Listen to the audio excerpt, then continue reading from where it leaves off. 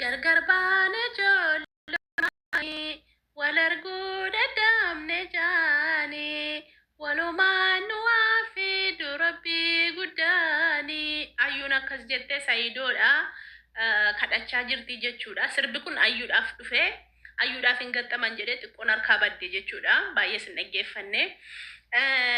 Akkin jedhe ayyuun viidiyoo ishee akkuma isin argitan jechuudha viidiyoo gadhiistee jirti akkuma isin argitanii viidiyoo sana keessatti hedduu tokko gaabbitee akka koon ta'ina of eeggannoo cimaa godhaayi Sayidoon nan bashannansiisu da'is naan hin jedhinaayi jettee baay'ee tokko bo'aa jirtu viidiyoo ishee argitanii jirtu waan ta'eef gaabbii guddaa keessa galtee jirti akka haasa'aa jirtutti ayyuu ko kaleessa dheengadde gaafa nuti sitti himnu kaleessa dheengadde dhiisii abbaa ijoolleetii abbaa ijoolleetii fi haadha manaa gargar hin baasinii masaanuu dhiisii ati qeerroo bareeda ilma horomtichaa deemu bareedu taa'u bareedu ciisu bareedu ka'u bareedu nyaatu bareedu dhugu bareedu sabboona oromoo bareeda kan mudhiin soonsaa kan chastiin guddaa kan dhaabbatu bareedu kan maal isinitti mareen beektu akkatti wabiin bareedu maal nan sobaa isunumman agar asiichi ilaaltanii dhaaba isaa asiichi ilaaltaniitu simbo qabeessa isaa ilmoo oromoo ta'ee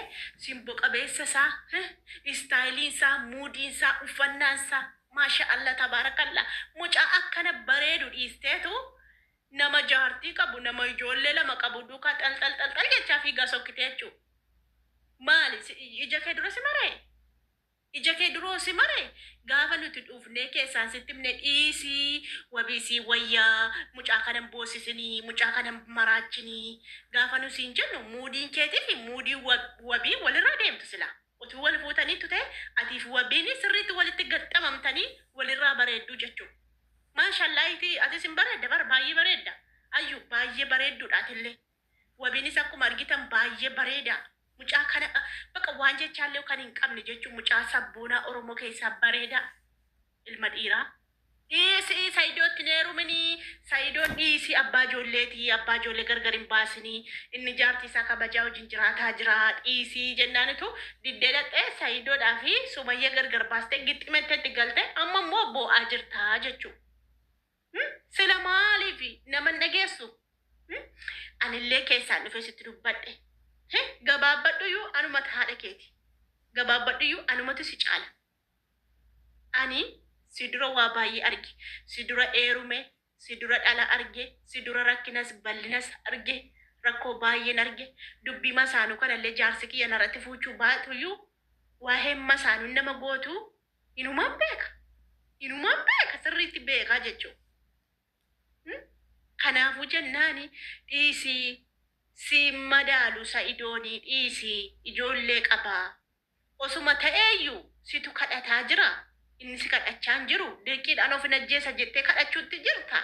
Dhiisii utuu Sayidoon jaalala ishee qabaate yerootti hammatu yerootti isheen hammattu gixxim godheen hammatu hin hammatu warra akkatti lafirraa dhibe hammata hin hammatu seeraan Sayidoon isheen gixxim godhe hammatti. Yeruma sana'uu waan keessa isaa jiru hin hubattu. Ammanni namumti maallaan jedha maqaa kootiin maaduutiitu si fuudhee jechuudha.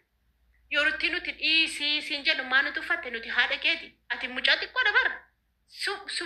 Maalumatu waa jaalalaatti si geesseeti. Reefuun maanuu hin barattuutti barumsa kee barumsa kutaa 10 baratti miti amma barana fixxi.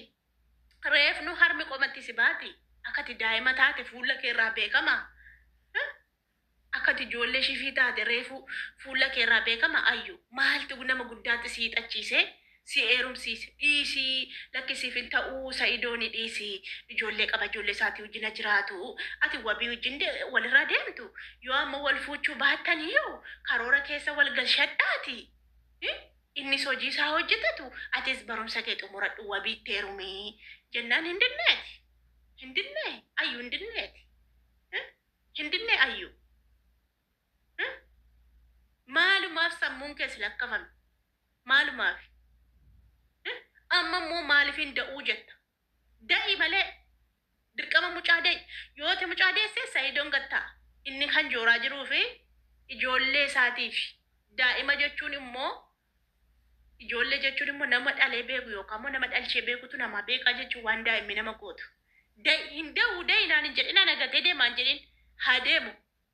bakka barbaade dhaqu Saayidoon si qallabaan jiru mana kiraa isirratti kaffalaan jiru kaffalaa jira si toofii godhe dhiisi sin bashannansiisu Saayidoonni si baarara si geesse bishooftu si geesse haramaayyaa si geesse harariin si geesse bishaan bidiruudhaan sin deebsisu dhiisi ayyuu laayifii adda addaan dabarsitu wati bashannana adda addaa isa jaarsaaf jaartiin bakka bashannana wal geessanii bishaan daakanii isa wal hammatanii bishaan keessa ciisanii dhiisi sin geessu wabii wajjinii dhiisi wabiin si geessa wabiin si ta'a dhiisi wabiin bakka bishaanii si geessa akka firaataadhaa fi naataa akka ifraataaf naataan iyyuu har'a bishaan irra wal geessanii jechuudha. Bishaan irra wal geessanii bashannanaa oolanii jechuudha. Ifraataaf naataa beekuma Oromoo achuma oolla nan sabinaa oolla iccitiin baasa gaara achuma oolla diraamicha beektumti.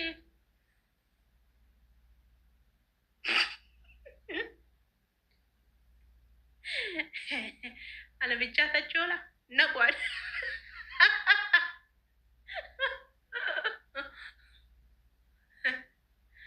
Oh,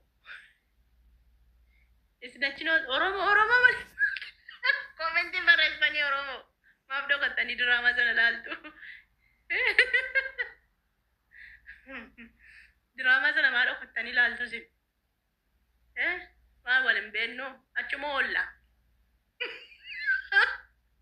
Anillee yeroo tokko tokko commentii nan barreessa sabboontuudhaan dhugaa ana dura dhufeedheeni. Cillaan fadhee eegaanillee diraamicha. Sammuun eega gaafan diraamicha laalu dhugaa isa namni dabbarame dibbirtiin narraa baa dhugaa jiru. Ijoollee Oromoo keenya diraamaa beektan hojjettu. Oromoo diraamaa maafin hojjettanii isin dhugaa nuti achitti galle xaarannee achitti galle.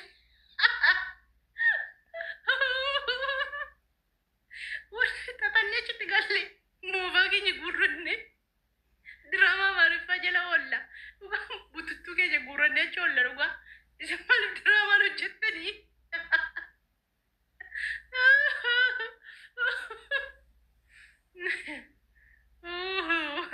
adeedhaaf wanni na wal fixanii diiviidhaaf adeeni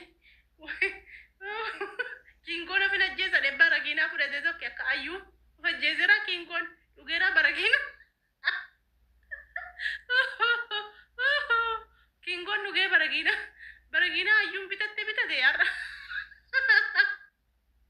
Ay kingo. Tira sadi tani dubarti to koratu wollolan. Achin oltani sina marifa.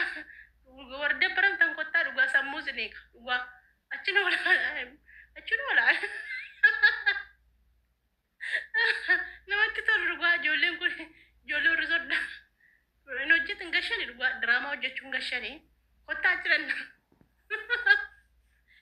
tola kottaa dhugaa sammuun isin eeggatu kottaa dhugaa rabbi wantoota ijoolleen keenya Oromootu amaariffa beekachin amaariffatti kana sana rakkise malee asirra maal hojjedhaa sila dhugaa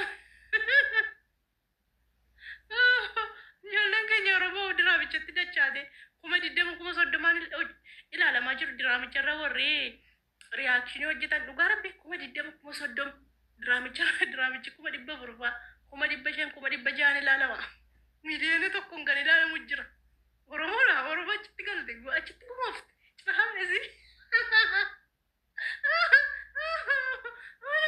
kotta warri argin namatti tola wallolti lafa dubbii kana nu jaallachiisa dhugaa kotta dhugaa nama baay'ee daawwata diraamicha akka ilaala fataayidha haadharaawu. Drama laltan jaya okattani laltun digeessanu ayyo dubbiin harkabaatee dhumte ayyurraa dubbachuu dhufe oduu qabadde naasila odeessaa moola diraamicha kottaa dhugaa gara diraama 5 moo 6 ilaala waftaa wajjin madaamii badee bituma isa laalu.